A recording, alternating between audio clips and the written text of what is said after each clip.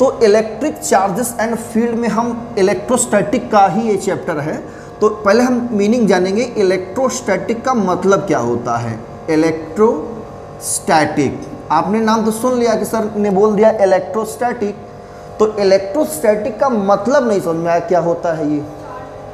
Charge at rest, good. क्यों? Static का मतलब होता है रेस्ट, और जहाँ इलेक्ट्रो वर्ड आ जाए, इलेक्ट्रिक वर्ड आ जाए, वो उसका मतलब सीधा सीधा क्या, चार्ज। तो इसका मतलब होता है study of charge at rest, study of charge at rest. जब कोई चार्ज रेस्ट में हो तो उसकी स्टडी हम लोग क्या कहते हैं, इलेक्ट्रोस्टैटिक। मतलब जो फर्स्ट चैप्टर और सेकंड चैप्टर है उसमें चार्ज कभी भी मोशन में नहीं मिलेगा आपको। किस में नहीं मिलेगा? मोशन में नहीं मिलेगा। मतलब करंट की बात नहीं करेंगे आप। किसकी बात नहीं करेंगे? करंट की बात नहीं करेंगे। चार्ज रेस्ट में है, इलेक्ट्रोस्टैटिक है, मतलब जो भी रूल्स पढ़ेंगे सब चार्ज रेस्ट कंडीशन वाली होगी। किस कंडीशन वाली होगी? रेस्ट वाली कंडीशन होगी, और वही पढ़ेंगे। तो सबसे पहले जानेंगे इलेक्ट्रिक चार्ज होता क्या है ना। तो हेडिंग लगा दे बच्चों, electric charge. Electric charge, charge की डिफिनीशन सबको पता होता है। क्या होता है? What is charge? एक इंट्रिंसिक प्रॉपर्टी है। उस इंट्रिंसिक प्रॉपर्टी किसकी होती है? इलेक्ट्रॉन की होती है और प्रोटॉन की होती है, ठीक है ना। ये क्या प्रोड्यूस करते हैं? इलेक्ट्रिक इफेक्ट और मैग्नेटिक इफेक्ट को प्रोड्यूस करते हैं। तो आप इसके डेफिनेशन नोट कर सकते हो। It is an intrinsic, intrinsic का मतलब इंटरनल, अंदर की प्रॉपर्टी, इंटरनल प्रॉपर्टी। क्लियर ना बेटा? लिखिए, it is an intrinsic property. अगर आप नोट्स इसको लिखे होंगे तो रहने दीजिएगा, और जो नहीं लिखे वो नोट कर सकते हैं। It is an intrinsic property of elementary particle, elementary particle like electron, proton, ETC, electron, proton, ETC। Clear है बेटा? which produces electric effect, which produces electric effect and magnetic effect। ठीक है ना, यही है बस। अब बात करते हैं कि अमाउंट ऑफ चार्ज किसी बॉडी पर कैसे हम कैलकुलेट करें। कोई बॉडी है, मान लो ये एक बॉडी है, अब इस पर चार्ज हम कैसे कैलकुलेट करें, ये बहुत इंपॉर्टेंट है। तो इसमें चार्ज हम तभी कैलकुलेट कर पाएंगे जब यहाँ से कुछ इलेक्ट्रॉन निकल जाए, जब यहाँ से कुछ इलेक्ट्रॉन रिमूव कर दिया जाए, या कुछ इसमें इलेक्ट्रॉन का गेन हो जाए, आ जाए कहीं से, तो ये बॉडी अपने आप क्या हो जाएगी, चार्ज हो जाएगी। क्लियर ना? तो किसी भी बॉडी को चार्ज करने के लिए इलेक्ट्रॉन का लॉस होना और गेन होना ये वेरी इंपॉर्टेंट है, ठीक है ना। तो जब लॉस होगा तो क्या होगा, ये बॉडी पॉजिटिवली चार्ज हो जाती है। जैसे सपोज करो कि मेरे पास 101 रुपया है, कितना है 101, और आपके पास है 99 रुपीज़।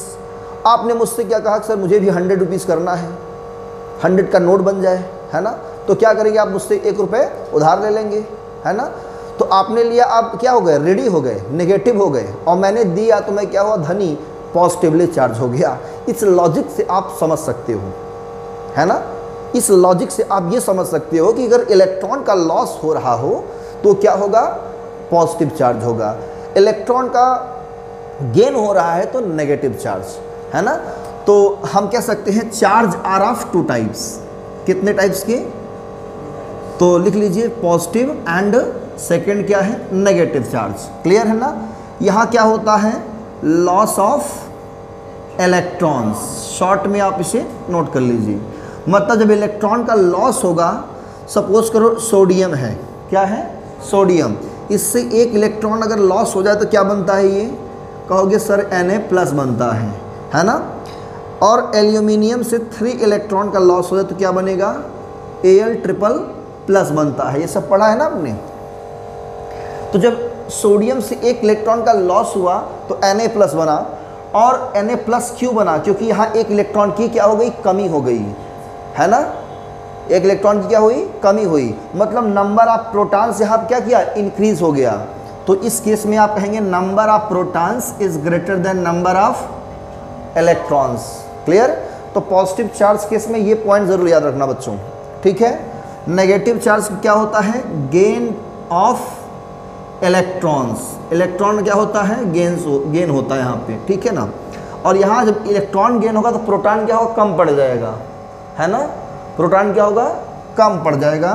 तो number of proton is less than number of electrons. Clear है? अगर कोई बॉडी न्यूट्रल होती है तो क्या कहते हो आप लोग? फॉर न्यूट्रल बॉडी आप कहोगे number of proton is equal to number of electron. यही कहते हैं ना, कोई एटम अगर न्यूट्रल है तो क्यों न्यूट्रल होता है बेटा? क्योंकि प्रोटॉन और इलेक्ट्रॉन्स क्या होते हैं? बराबर होते हैं, इसलिए क्या होता है? वो बॉडी न्यूट्रल होती है। क्लियर? तो यही है चार्ज का मेन कॉज। क्लियर है? तो इतना पॉइंट आपने नोट कर लिया, एरेस कर दे अब। ओके, ठीक है। तो यही है क्या आपका चार्ज। अब अमाउंट ऑफ चार्ज को कैसे डिनोट करें? क्या आप चार्ज को डिनोट कर सकते हो क्या? हाँ, चार्ज को डिनोट कर सकते हो? चार्ज को आप डिनोट कर सकते हैं? नहीं कर सकते, लेकिन अमाउंट ऑफ चार्ज को डिनोट कर सकते हो। तो अमाउंट ऑफ चार्ज को डिनोट करते हैं कैपिटल क्यू से। Amount of charge is denoted by capital Q और स्मॉल क्यू, ठीक है ना। या तो आप कैपिटल क्यू से डिनोट कर सकते हो या तो स्मॉल क्यू से। क्लियर है बेटा? कोई भी आप यूज कर सकते हो, चाहे कैपिटल क्यू कह दीजिए या स्मॉल क्यू कह दीजिए, सब एक ही इक्वल है, सब इक्वल, ठीक है। और यही अमाउंट ऑफ चार्ज को हम लोग बताएंगे कैसी क्वांटिटी है ये, स्केलर है कि वेक्टर है। तो ये कैसी क्वांटिटी है? Amount of charge, amount of charge is a scalar quantity. You can write it is a scalar quantity. कैसी क्वांटिटी बेटा? Scalar quantity. क्लियर है ना। और जो इसकी SI यूनिट होती है, क्या होती है वो? SI यूनिट ऑफ चार्ज क्या होती है? कहोगे कूलम्ब। क्या होती है? कूलम्ब। कैपिटल C से डिनोट करते हैं इसको, ठीक है ना। इसके अदर यूनिट्स भी हैं। अदर यूनिट्स कौन कौन से होते हैं? Other units are milli coulomb, micro coulomb and pico coulomb. 1 milli coulomb is equal to 10⁻³ coulomb, 1 micro coulomb 10⁻6 coulomb, 1 pico coulomb 10⁻12 coulomb. बच्चों ये बहुत इंपॉर्टेंट है, याद रखना इसको। न्यूमेरिकल्स में आपको कन्वर्ट करने के लिए बहुत हेल्पफुल रहेगा ये। कभी कभी सवाल जो देता है न्यूमेरिकल्स दे देता है वो माइक्रो कूलम में दिया रहता है, या तो मिली कूलम में या तो पीको कूलम में दिया रहेगा। तो क्या करेंगे आप? सबको एक सिस्टम में रखेंगे। SI सिस्टम है तो सबको SI सिस्टम, और CGS सिस्टम है तो सबको CGS सिस्टम में रख के ही न्यूमेरिकल सॉल्व होते हैं। अदरवाइज न्यूमेरिकल में हमेशा आप लोग परेशान रहेंगे।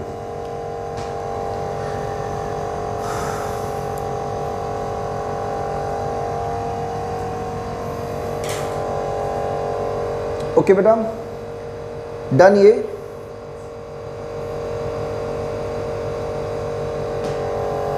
आई होप कि आपको ये समझ में आ गया हो। इतनी बातें आपने पहले से भी पढ़ रखा है, स्कूल में सर भी पढ़ा चुके होंगे, लेकिन थोड़ी बहुत कन्फ्यूज़न आप लोग को है अभी भी।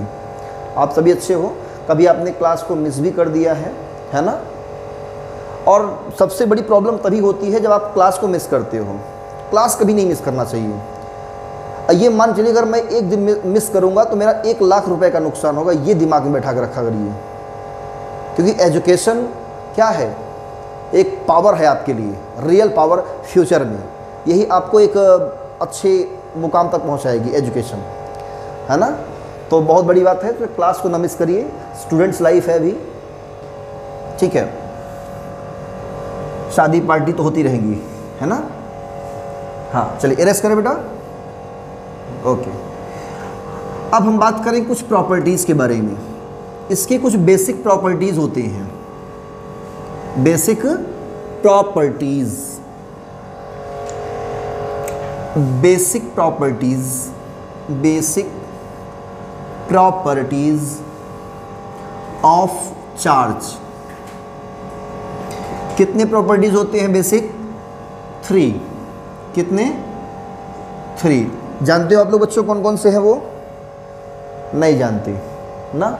ये होती है एडिटिविटी की, एडिटिविटी, चार्ज ऐड होता है, ठीक है ना।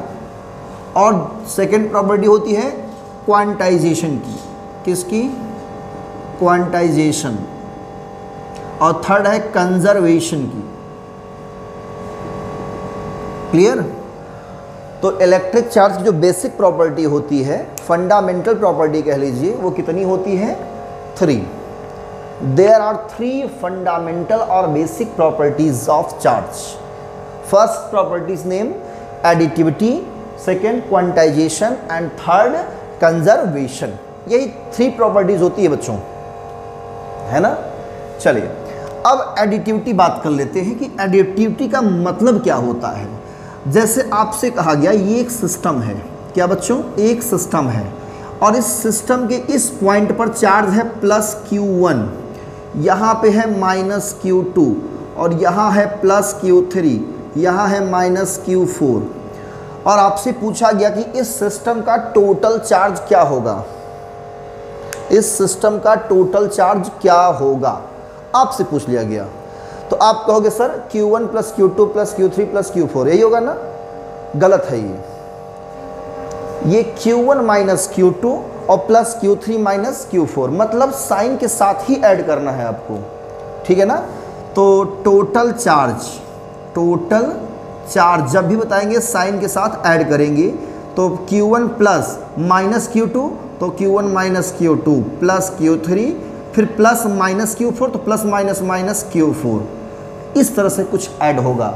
तो इस पूरे सिस्टम का टोटल चार्ज ये हुआ, इसको बोलते हैं net charge on the system. Clear? System कुछ भी हो सकता है, ठीक है। सिस्टम अपने आप में एक स्फीयर भी क्या है? एक सिस्टम है। कोई कंडक्टिंग बॉडी है, वो भी क्या है? एक सिस्टम अपने आप में। हम भी क्या है? एक सिस्टम है। आप भी क्या है? एक सिस्टम है। सब सिस्टम है, ठीक है। तो चार्ज हमेशा क्या होता है? ऐड होता है साइन के साथ। इसको बोलते हैं एडिटिविटी की प्रॉपर्टी। किसकी प्रॉपर्टी? एडिटिविटी की प्रॉपर्टी। क्वांटाइजेशन का मतलब होता है एक फिक्स अमाउंट में चार्ज इंक्रीज करना। किस अमाउंट में?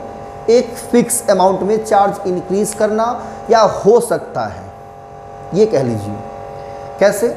मतलब ये जो क्वांटाइजेशन का बेसिक मतलब है वो वही है, फिक्स अमाउंट में। जैसे कि किसी बॉडी से अगर हम एक इलेक्ट्रॉन निकालें तो कितना चार्ज आएगा उस पर? कुछ चार्ज आएगा।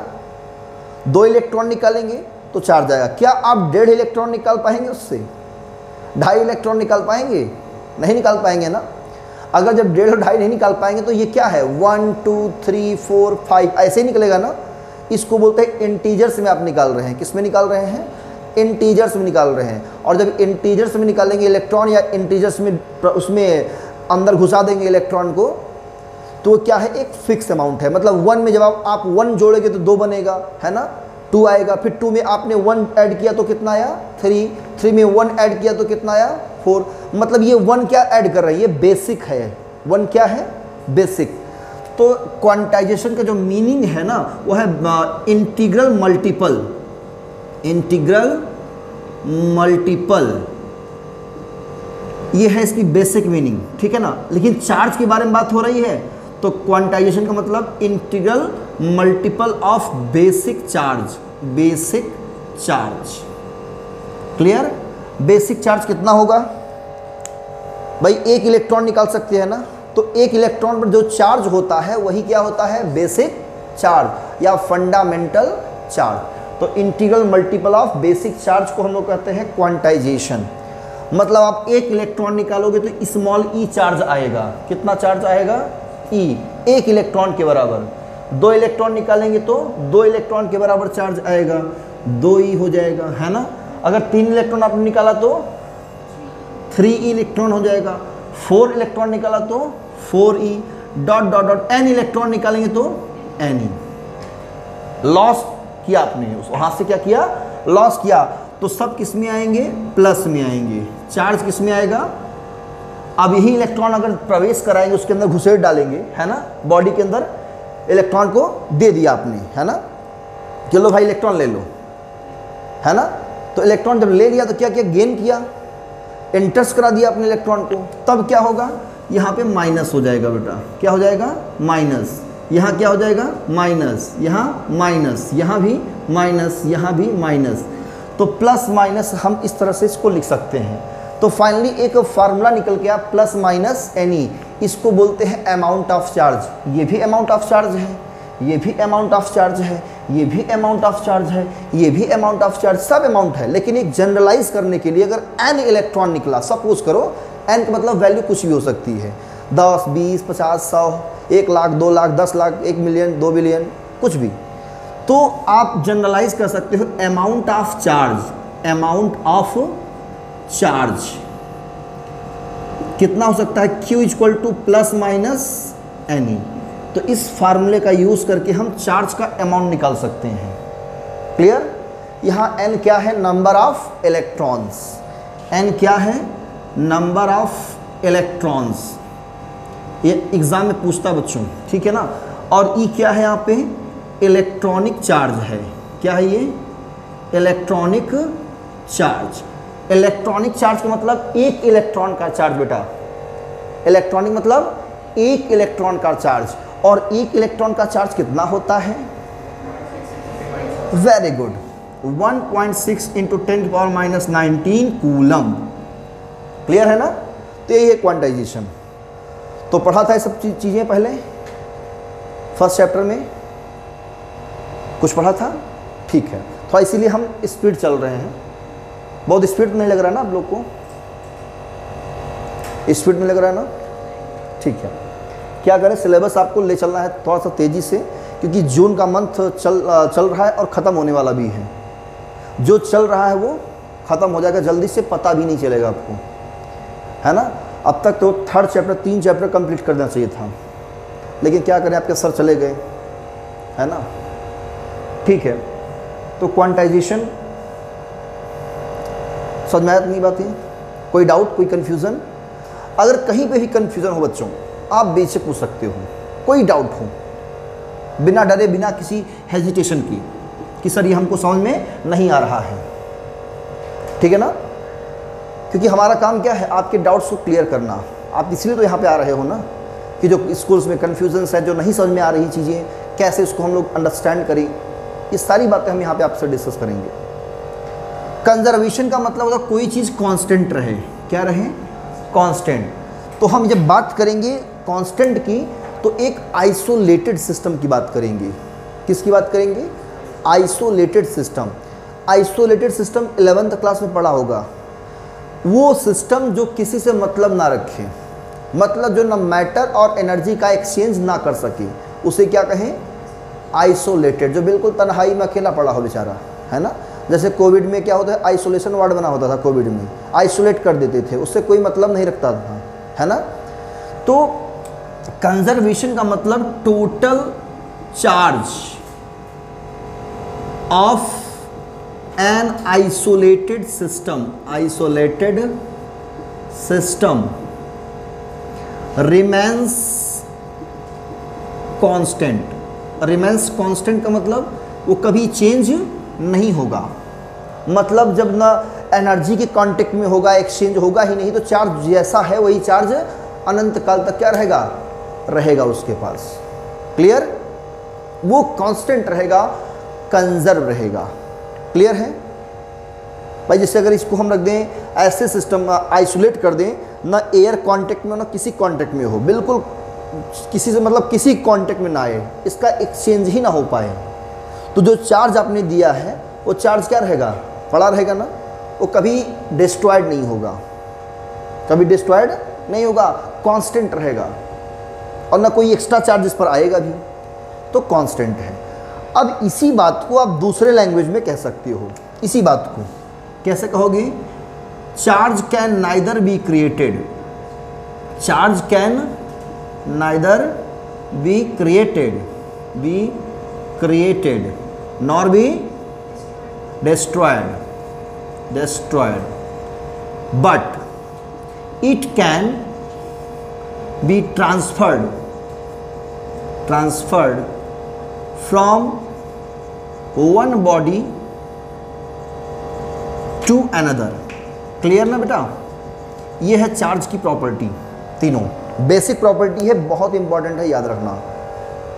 चार्ज ना ही आप क्रिएट कर सकते हो ना ही डिस्ट्रॉयड कर सकती हो, ठीक है? Very simple. तो यही है कंजर्वेशन। तो ये आपको नोट करना है बेटा कि हम इसको एरेस्ट करें। ओके।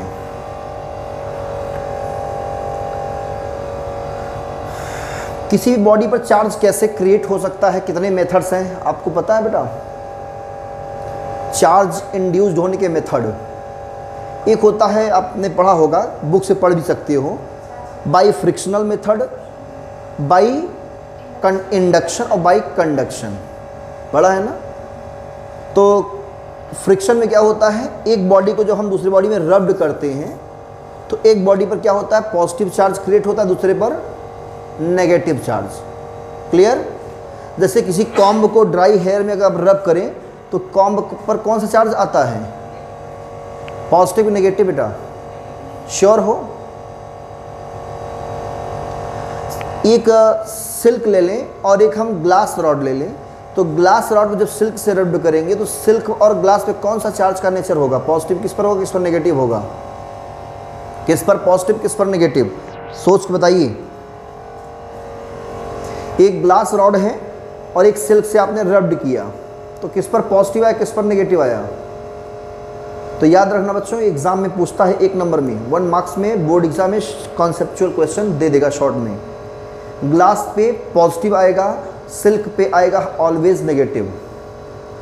अगर एबोनाइट रॉड हो और उसको कैट स्किन से रब्ड करेंगे, किससे? कैट स्किन, बिल्ली की खाल से। ये सब रिसर्च किया गया है, साइंटिस्ट बहुत रिसर्च किए हैं और वो सारी बातें आपके बुक्स में लिखी गई हैं। वो हम बहुत डिटेल में एक्सप्लेन नहीं करेंगे क्योंकि वो सब किसी काम का नहीं है, लेकिन जो इम्पॉर्टेंट है वो आपसे पूछ सकता है, वो मैं आपसे डिस्कस कर रहा हूँ। तो इसको जाके बुक से रीड करना सेल्फ खुद से, ठीक है? एबोनाइट रॉड पे नेगेटिव चार्ज आएगा, कैट स्किन पर पॉजिटिव चार्ज क्रिएट होगा, ठीक है? अभी आप अभी स्केल जो होता है जनरली प्लास्टिक का स्केल से आप रब करिए और पेपर पीस पतला पतला फाड़ लीजिए, देखिए अट्रैक्ट करता नहीं करता? अट्रैक्ट कर लेगा। तो अट्रैक्ट कौन करता है? पॉजिटिव वाला। तो उस प्लास्टिक पे कौन सा आया? पॉजिटिव, तो उस पर अट्रैक्ट कर लिया, ठीक है ना? क्लियर है? तो ये प्रॉपर्टी आप याद रखेंगे, ठीक है? और चार्ज हमारा रेस्ट में है, किस में है? रेस्ट में। तो रेस्ट पर ही एक बहुत इंपॉर्टेंट लॉ निकल के आया कूलम्स का, जिसे कहते हैं कूलम्स लॉ। तो हेडिंग आपकी रहेगी कूलम्स लॉ। इसके बाद कूलम्स लॉ,